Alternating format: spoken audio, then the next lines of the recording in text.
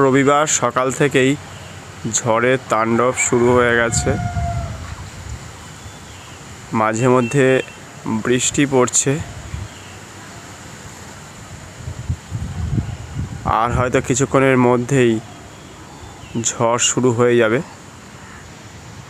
কলকাতার আশেপাশে প্রায় 40 থেকে 70 কিলোমিটার বেগে ঝোড়ো হাওয়া, তার সাথে অতি ভারী বৃষ্টি হওয়ার সম্ভাবনা রয়েছে।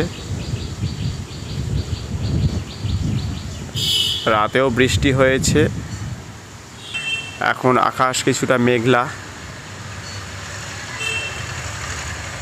সকাল হতে হতেই 9টা থেকে 10টার মধ্যে কিন্তু ঝড়ের তাণ্ডব শুরু হয়ে যাবে। আকাশ প্রচণ্ড কালো করে আছে এই মুহূর্তে।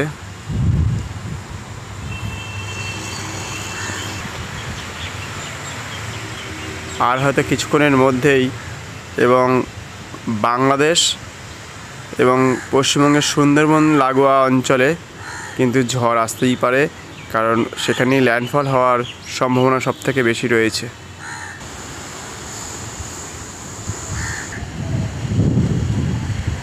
এখন প্রায় ঝড়ের তাণ্ডবটা আস্তে আস্তে বাড়ছে।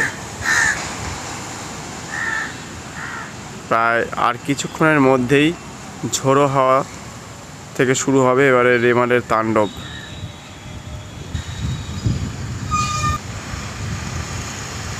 আগামী দুদিন এই ঝড়ের প্রভাব থাকবে এবং তার সাথে সাথে ঝড়, বৃষ্টি এবং বজ্র বিদ্যুৎ সহ বৃষ্টিপাত হওয়ার সম্ভাবনা রয়েছে। আবারও বৃষ্টি পড়া শুরু হয়ে গেছে।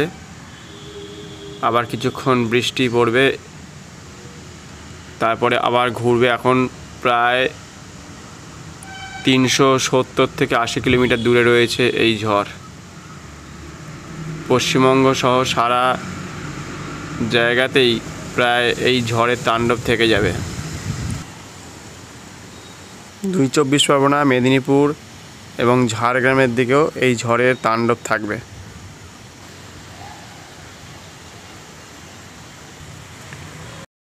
এই ঝড়ের সময় টবগুলিকে নিচে নামিয়ে রাখতে হবে, কারণ দুদিন ধরে প্রায় ঝড় হবে, সেই জন্যই নিচে নামিয়ে রাখাই ভালো। প্রত্যেকেই তাদের আশেপাশে যেসব টব আছে এবং